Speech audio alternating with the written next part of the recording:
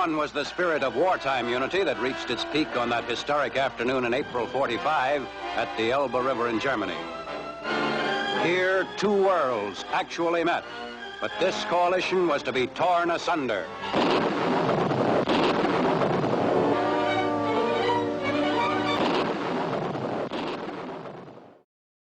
Gdy II wojna światowa dobiegła końca, nastąpił czas kruchego pokoju. Strona, która wygrała największy militarny konflikt w dziejach, sama była podzielona u swoich podstaw. Szybko okazało się, że świat nie będzie mógł złapać oddechu i uspokoić się po tragediach i zbrodniach lat 1939-1945. Stało się to absolutnie jasne, kiedy premier Wielkiej Brytanii Winston Churchill wypowiedział publicznie te znane chyba wszystkim słowa. Nobody knows what Soviet Russia and its Communist International Organization intends to do in the immediate future. From Stettin in the Baltic to Trieste in the Adriatic, an iron curtain has descended across the continent. Świat rzekomo podzielił się na dwie części. Przynajmniej ta część świata, o której historia wspomina. Podzielił się na dwa przeciwne sobie obozy, które walczyły o panowanie nie tylko nad terytoriami państw, ale również nad umysłami. W jednym narożniku znalazł się sowiecki komunizm, budowany na ideach Marksa i Lenina, podlewany rozmachem Stalina, reprezentowany przez ZSRR oraz Republiki Ludowe. Po drugiej stronie ringu USA i świat liberalnych demokracji, którym jednak liberalizm czy demokracja nie przeszkadzały w tym, by utrzymywać kolonie lub segregację rasową. Gdy propaganda skupiła się na podkreślaniu znaczenia żelaznej kurtyny, można by pomyśleć, że poza kapitalistyczną demokracją oraz komunizmem nie ma już nic innego. Jednak na południu Europy od lat zadawali temu stwierdzeniu kłam Antonio Salazar i Francisco Franco. Francisco Paulino Hermenegildo Teodulo Franco Baamonde. Postać ważna, tajemnicza i kontrowersyjna. Skomplikowana i do oceny trudna jak przeczytanie jego pełnego nazwiska. W wielu oczach bardziej lewicowych, bezapelacyjny faszysta. W wielu oczach bardziej prawicowych mąż stanu, który ochronił Hiszpanię i Europę wraz z ich katolickimi wartościami przed komunistami, a tysiące hiszpańskich Żydów przed niemiecką zagładą. Znajduje zarówno zagorzałych przeciwników, jak i wiernych apologetów. I to w Hiszpanii i chociażby w Polsce. Maciej Giertych na przykład w Parlamencie Europejskim otwarcie wychwalał hiszpańskiego dyktatora. W wydaniu tygodnika Wprost z 2002 roku Paweł Skibiński napisał zaś niedługi artykuł, po którym ktoś, kto nigdy nie spotkał się z postacią Franco, mógłby śmiało pomyśleć o jego potencjalnej beatyfikacji. Z kolei badacz Hiszpanii XX wieku Paul Preston mówi: Franco nie był faszystą, był czymś gorszym niż faszyści. Forma to jest otoczka faszystowska, treść niefaszystowska. Taki wniosek z kolei można przeczytać m.in. u profesora Adama Wielomskiego. Dodatkowo badacze wskazują tu na brak totalitaryzmu, który był wpisany w naturę nazizmu i faszyzmu włoskiego oraz na pewien dynamizm działań Franco. W zależności od podejścia, osobistych doświadczeń, przyjętych definicji, spojrzenia na różne ramy czasowe czy na różnych współpracowników Franco, można ferować różne wyroki a propos natury tego autorytarnego reżimu. Nie zamierzam podejmować się oceny Franco, jak i hiszpańskiego ustroju. Niemniej pewnym jest, że Hiszpania oraz jej caudillo, czyli wódz, byli przedstawiani w demokratycznych i komunistycznych państwach w nie najlepszym świetle. Ze względu na hiszpański ustrój oraz opowiedzenie się po stronie państw osi podczas II wojny światowej, państwo z Półwyspu Iberyjskiego pozostawało częściowo izolowane na arenie międzynarodowej. Dlaczego tylko częściowo? Ano ponieważ zimna wojna na zachodzie wybaczała i autorytaryzm, i totalitaryzm zapewne też by wybaczyła. Nie wybaczała jedynie komunizmu. Mimo tego przymykania oka na sprzeczność z zachodnimi wartościami oraz wymuszoną współpracę ze strony Zachodu, na pogrzeb Franco nie pofatygował się prawie nikt z poważnych przywódców światowych. Tym gorzej dla świata demokratycznego, a tym ciekawiej i bardziej symbolicznie dla postronnego widza wygląda para finalistów Mistrzostw Europy 1964 roku, gdzie spotkali się komunistyczny Związek Radziecki i kreowana na faszystowską Hiszpania. Ani zepchnięta na boczny tor Hiszpania, ani będący w jawnym konflikcie z zachodnim światem Związek Radziecki nie byli pozbawieni możliwości uczestniczenia w sportowych imprezach. I oba te państwa korzystały z tego sportowego forum, by głosić swoją prawdę o świecie i pokazywać prawdziwą jakość ich człowieka, posługując się retoryką generała Jorge Videli. Co się odwlecze, to nie uciecze. Tutaj to powiedzenie zegzemplifikowało się z całą mocą. W 1960 roku odbyły się pierwsze Mistrzostwa Europy, początkowo pod nazwą Puchar Narodów Europy. Nie cieszyły się one zbyt dużą popularnością, wiele reprezentacji nie stanęło do walki o nowe trofeum. Ostatecznie do turnieju zgłoszonych zostało 17 reprezentacji. Te sprzyjające osiągnięciu sukcesu okoliczności wykorzystała reprezentacja ZSRR. Wygrała ona turniej finałowy, w którym znalazły się także Jugosławia, Czechosłowacja oraz Francja. Komunizm 3, liberalna demokracja 1. Droga do finału była dla Sowietów krótsza niż dla pozostałej trójki, a stało się tak przez Francisco Franco. Reprezentacja Hiszpanii odmówiła wyjazdu do ZSRR, aby tam zagrać mecz z przyszłym triumfatorem. Wyjazd został zablokowany przez Caudillo, a wiązało się to prawdopodobnie z tym, że ówczesna reprezentacja Hiszpanii nie była wielkim faworytem w tym pojedynku. Zatem argumentowany ideowo walkover był wizją mniej bolesną dla dyktatora niż porażka wynikająca z różnicy sportowej. Decyzja Franco nie pozostała bez echa.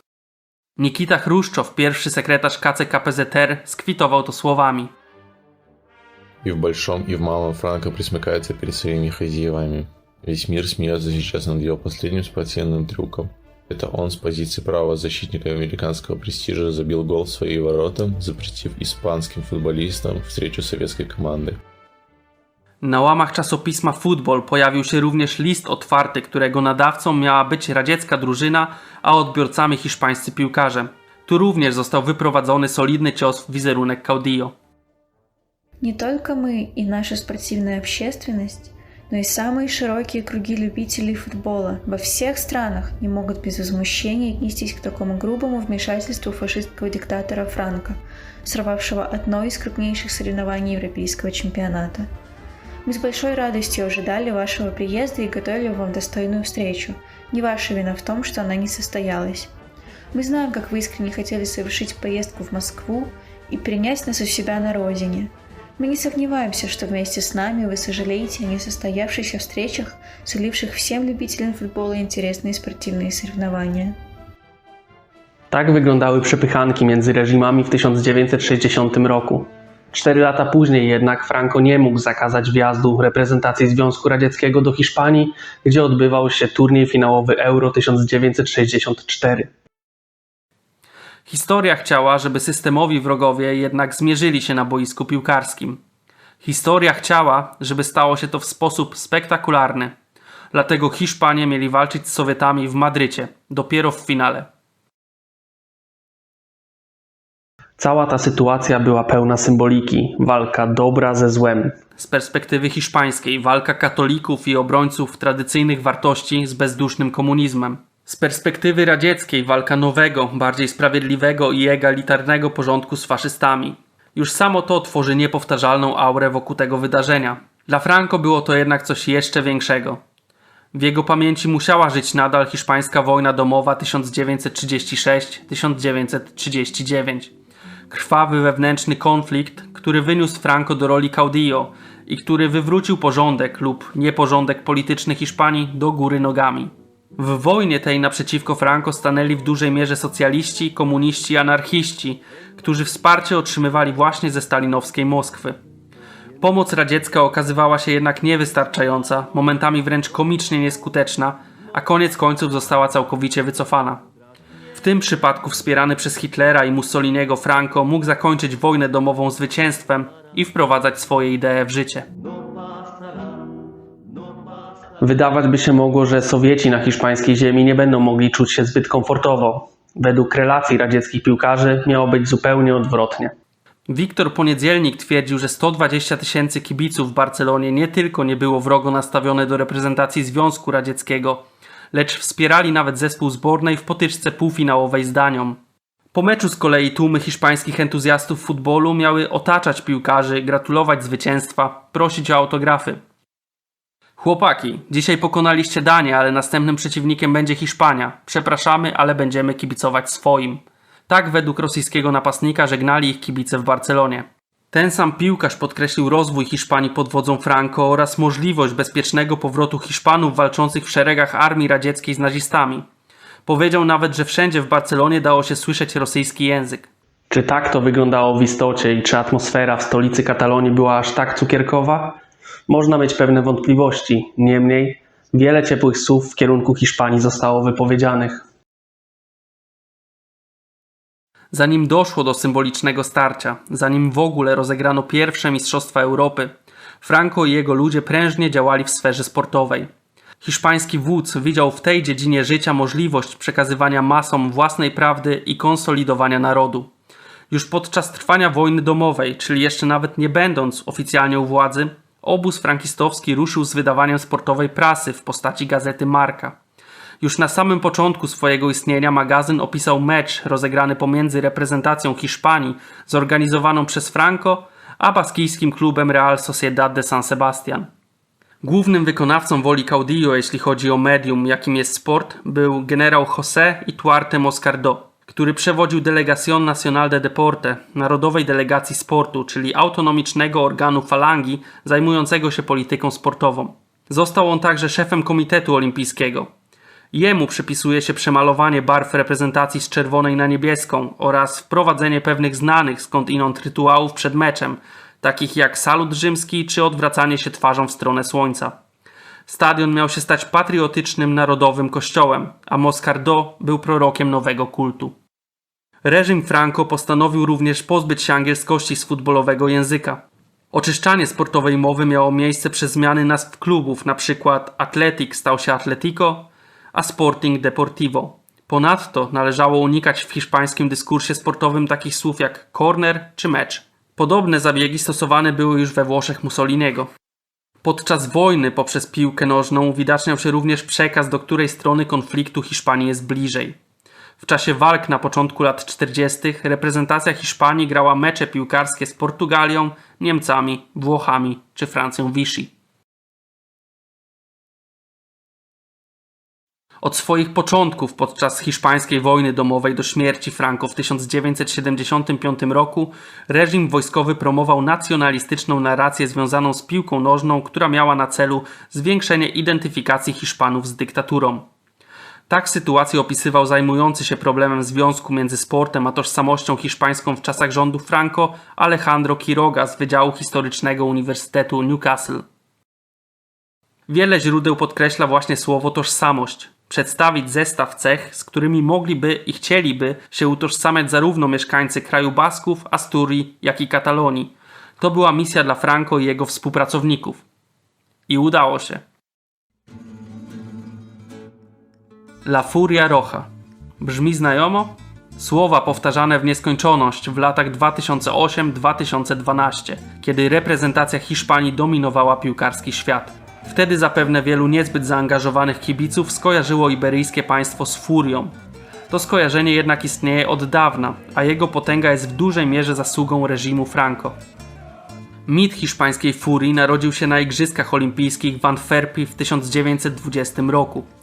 Wtedy to prasa użyła słowa furia w odniesieniu do reprezentacji Hiszpanii, z tym, że było to absolutnie pejoratywne określenie i miało na celu przedstawienie Hiszpanów jako wojskowych rzeźników. Jednakże po abstrahowaniu od tego konkretnego turnieju zostaje tylko słowo furia. Słowo, w oparciu o które można wychowywać i młodych piłkarzy, i młodych Hiszpanów w ogóle. Skorzystał z tego reżim frankistowski. Nie brakowało odwołań zarówno do 1920 roku, jak i tego potężnego hasła. Jako przykład stawiani byli piłkarze baskijscy, którzy mieli być duszą hiszpańskiej piłki i w nich termin furia miał uosabiać się najlepiej. Ponadto, jak wskazuje Alejandro Quiroga, również wielu karlistów, a później nawet także falangistów, upatrywało kwintesencji hiszpańskości w kraju Basków, więc ma to potężne symboliczne podłoże. Za słowem furia miały się kryć cechy utożsamiane stereotypowo z latynoską męskością. Rozmach, wściekłość, odwaga, męstwo, szlachetność, gwałtowność i geniusz jednostki. Hiszpania miała nie tylko szaleńczo atakować, ale miała rodzić wybitnych piłkarzy, którzy którzy będą mogli samodzielnie przesądzić o wyniku spotkania. Była to cecha przedkładana nad organizację i zespołowość. Bardziej niż pokornego gracza zespołowego, narracja reżimu potrzebowała El Divo, artysty. Oczywistym było, że turniej z 1964 roku wykraczał daleko poza sport. Wszystkie strzelone gole przez Hiszpanów były więcej niż golami. Real Madryt wygrał Puchar Europy w roku 1956, a potem powtarzał ten wyczyn przez 4 następne lata. W ten sposób ekipa Los Blancos ocieplała wizerunek Hiszpanii za granicą. Była najpotężniejszą bronią w arsenale hiszpańskiego soft power. To samo miało stać się teraz z reprezentacją narodową. W meczu półfinałowym Hiszpanie z wielkim trudem, ale jednak w doliczonym czasie rozprawili się z reprezentacją Węgier po bramkach Jesusa Peredy oraz Amancio Amaro Barelli. Zborna z kolei uporała się bez problemu z Duńczykami, którzy mieli ogromne szczęście w losowaniach, ale do finału oprócz szczęścia potrzeba było większych możliwości. I tak, 21 czerwca 1964 roku wrogowie mieli się ze sobą w końcu zmierzyć. 120 000 ludzi pojawiło się na Santiago Bernabeu, by obserwować spotkanie i fetować wygraną swoich rodaków. Na szczycie stadionu pojawiła się czerwona flaga z sierpem i młotem. Piłkarze i kibice musieli uzbroić się w cierpliwość. Sędzia nie mógł zacząć spotkania, dopóki Franco nie zasiadł na swoim miejscu. 120-tysięczny tłum oklaskiwał i wiwatował na cześć swojego wodza. To można było przeczytać nazajutrz w ABC. Redaktor piszący artykuł podkreślił też, że w tym aplauzie wybrzmiewało poparcie dla 18 lipca. W kontekście finału w mediach pojawiało się jasne przesłanie. Por encima de sus espléndidos y evidentes valores deportivos, esta final de la Copa Europa de Naciones tiene una extensa significación cívica y política que solo los miopes empecinados pueden negar. España es un pueblo cada día más ordenado, maduro y coherente, que marcha solidario por los caminos reales del desarrollo económico, social e institucional. A esta luz clara y rotunda, la hostilidad de quienes desde el exterior continúan con el reloj de la historia parado cobra un tinte grisáceo y grotesco. España avanza unida en la labor y en el propósito. Es una aventura nacional. Benito Pico, szef Hiszpańskiej Federacji Piłkarskiej, został dokładnie poinstruowany przed meczem. Nie ma absolutnie żadnej możliwości, żeby przegrać. Nie można przegrać ZSRR. Benito Pico nie miał zatem najłatwiejszych i najprzyjemniejszych dni. Widząc duże zagrożenie dla siebie samego, miał myśleć poważnie o zatruciu picia lub jedzenia przeciwników, jednak kryzys dyplomatyczny, jaki mogłoby to wywołać, odsunął go od tego zamiaru. Tak więc Hiszpania musiała wygrać sportowo, ze zdrowymi Sowietami. Hiszpanie nawet bez jednego ze swoich największych divos, czyli Alfredo Di Stefano, byli reprezentacją bardzo dobrą. W artykule przygotowanym przez Bleacher Report Amancio Amaro i Luis Suarez znaleźli się w 20 najlepszych hiszpańskich piłkarzy w historii. Oprócz nich na płytę boiska 21 czerwca wybiegli m.in. Jesus Pereda czy Luis del Sol z Juventusu. Z kolei reprezentacja ZSRR była ówczesnym mistrzem Europy, co mówi już samo za siebie.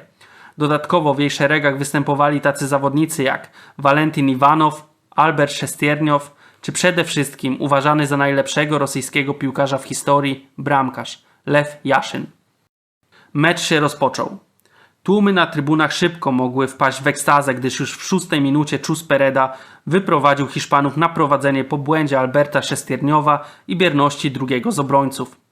Lecz po ledwie 2 minutach na tablicy wyników widniał już remis po bramce Husajnowa. Mecz rozgrywał się w strugach deszczu, więc nie trudno było o błędy. Kiedy wydawało się, że mecz może się przedłużyć o dogrywkę, w 84 minucie po dośrodkowaniu Peredy Marcelino skierował piłkę do bramki, co umożliwił mu Szustikow, który nie trafił w piłkę, próbując ją wybić. 2-1. 6 minut do końca. Sowieci nie zdążyli już odpowiedzieć na ten cios. W kontekście tego spotkania przypominana często była odprawa trenera hiszpańskiej reprezentacji José Villalongi, który wskazując na kamienie i szyszki odzwierciedlające ustawienie piłkarzy na boisku powiedział: my będziemy kamieniami, oni szyszkami. Nie wiadomo jak mocno zapadła ta mowa w głowy piłkarzy, ale tym razem rzeczywiście byli kamieniami i dowieźli wynik do końca. Prawie do końca nie było wiadomo, czy Franco obejrzy to spotkanie z trybun. Obawiał się ponoć powtórki z historii przypadku Hitlera, który opuszczał stadion po to, by nie gratulować osobiście największej gwieździe Igrzysk Olimpijskich 1936, Jesse'emu Owensowi. Najbliższe otoczenie jednak przekonało Caudillo do pojawienia się osobiście na meczu z ZSRR. Oprócz żony towarzyszył mu wiceprezydent rządu hiszpańskiego, Agustín Muñoz Grandes, który podczas II wojny światowej dowodził Błękitną Dywizją, jednostką sformowaną przez Franco i wysłaną na front wschodni do walki ze Związkiem Radzieckim. Wszystko ułożyło się po myśli hiszpańskiego wodza. Franco, o którego nie najlepszym zdrowiu krążyły plotki, nagle odsunął je od siebie. Zwycięstwo sportowe nadeszło w 25. rocznicę pokoju, czego propaganda frankistowska nie omieszkała podkreślać. Świeżo po meczu José Villalonga zadedykował zwycięstwo właśnie Franco. Również kapitan zespołu Oliveira powiedział: oferujemy to zwycięstwo przede wszystkim generalissimusowi Franco i podkreślił, że jego obecność rzekomo dodała odwagi graczom. Franco był na Mont Blanc, na szczycie Europy i w tamtej chwili na całą Europę patrzył z góry. Po latach hiszpański pisarz i eseista Manuel Vázquez Montalbán tak skwitował gola Marcelino, który zapewnił pokonanie ZSRR w finale Euro. Zwycięstwo nad głównym wrogiem, eksporterem światowej rewolucji, monstrualnej hydry, której głowę odcięliśmy w 1939 roku. A co z przegranymi? Przed mistrzostwami oficjalna linia mówiła, że wynik nie jest w tym przypadku najważniejszy. Euro 1964 miało służyć przygotowaniom do Mistrzostw Świata 1966, które były prawdziwym celem rosyjskiego futbolu. Zważywszy na to, osiągnięcie finału wydaje się być dobrym rezultatem. No tak, ale zasady się trochę zmieniły, gdyż jak trafnie opisał tytuł jednego z rosyjskich artykułów, uśmiech dyktatora rozwścieczył władze ZSRR. Przegrana nie byłaby tragedią, gdyby zwycięzcą nie został Franco. Tragedia jednak się wydarzyła, a jej pokłosiem było zwolnienie trenera oraz kierownika drużyny.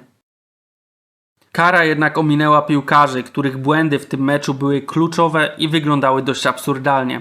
Na szczęście u władzy w Moskwie był nie Stalin, a dogorywający Chruszczow, który i sportowo, i politycznie kontrastował z triumfującym Franco.